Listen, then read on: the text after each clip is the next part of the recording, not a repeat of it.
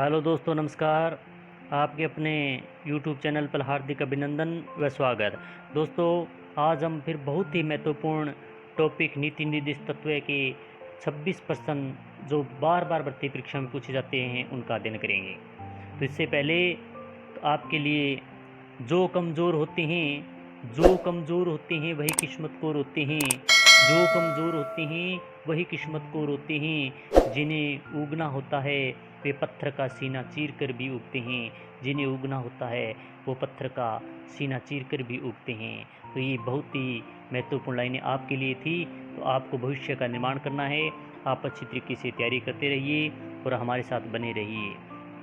तो आज हम बहुत ही महत्वपूर्ण प्रश्नों का अध्ययन कर रहे हैं जो नीति निर्दिष्ट तत्व के इम्पोर्टेंट विगत भर्ती परीक्षा में पूछे जाने वाले प्रश्न हैं।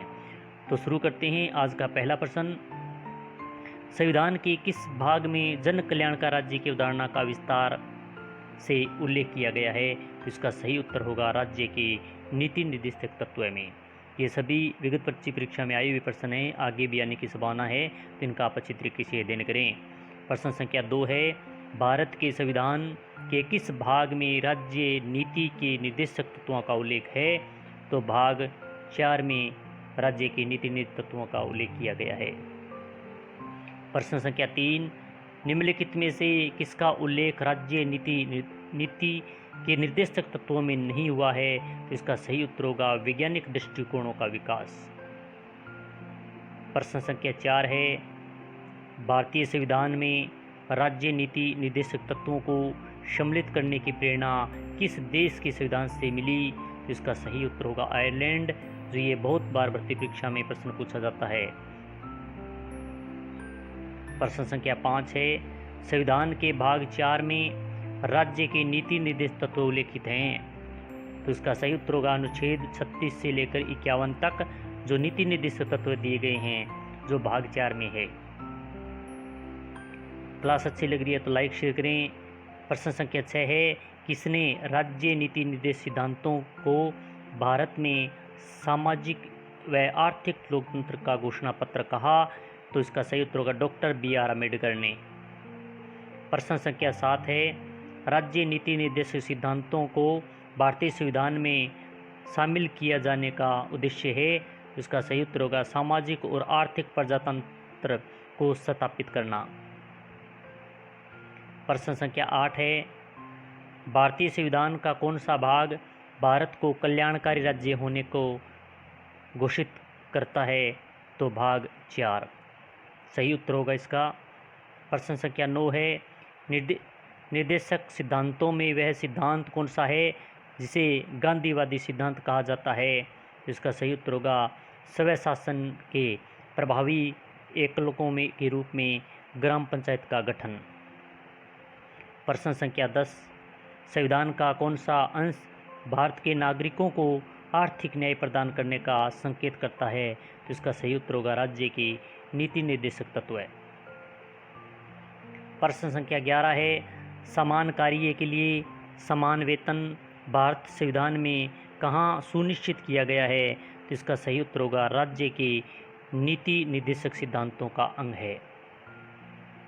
प्रश्न संख्या 12, राज्य के नीति निर्देशक सिद्धांतों में कौन सा अधिकार सम्मिलित नहीं है? तो इसका सही उत्तर होगा सूचना का अधिकार।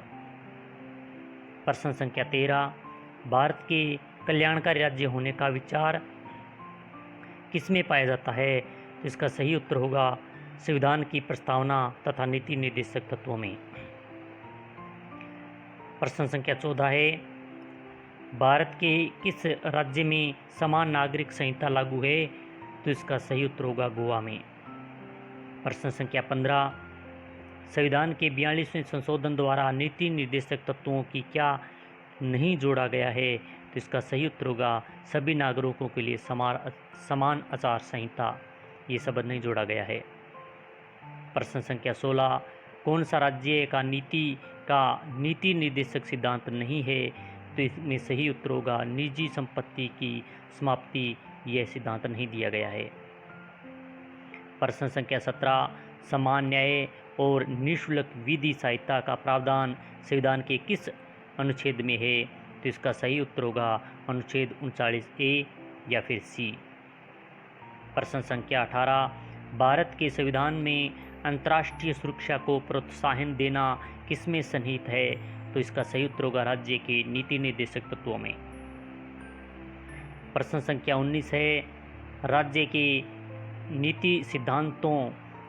निर्देशक सिद्धांतों के अनुसार किस आयु तक के बच्चों को निःशुल्क अनिवार्य शिक्षा देने की आशा की जाती है? तो इसका सही उत्तर होगा 14 वर्ष। ये बहुत महत्वपूर्ण प्रश्न है, बहुत बार भर्ती परीक्षा में प्रश्न पूछा जाता है।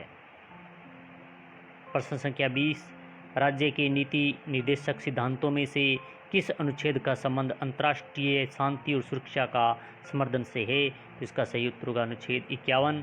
क्लास कैसी लग रही है? अच्छी लग रही है तो लाइक शेयर अवश्य करें।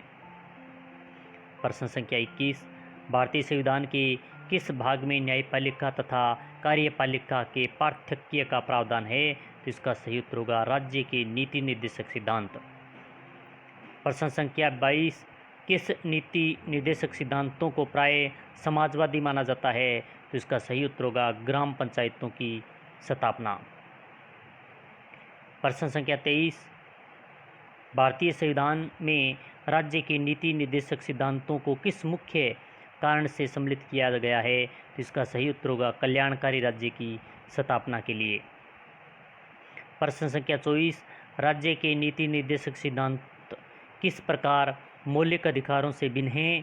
तो इसका सही उत्तर होगा राज्य के नीति निर्देशक सिद्धांत परिवर्तनीय है नहीं, जबकि मूल अधिकार परिवर्तनीय है।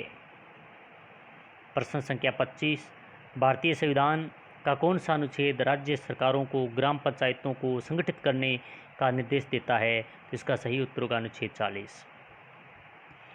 और आज का अंतिम 26वां प्रश्न, भारतीय संविधान के किस भाग में राज्य के नीति निर्देशक तत्व सम्मिलित किए गए हैं? तो इसका सही उत्तर होगा भाग 4। आपको क्लास कैसी लगी अवश्य बताएं। अच्छी लगी तो लाइक करें, शेयर करें, सब्सक्राइब करें और साथ ही में बेल आइकन दबा लेना, क्योंकि इसी प्रकार की अन्य क्लास जो भी आई उसका नोटिफिकेशन आपको मिल सके और आप अपनी तैयारी अच्छी तरीके से कर सकें। तो जय हिंद, जय भारत।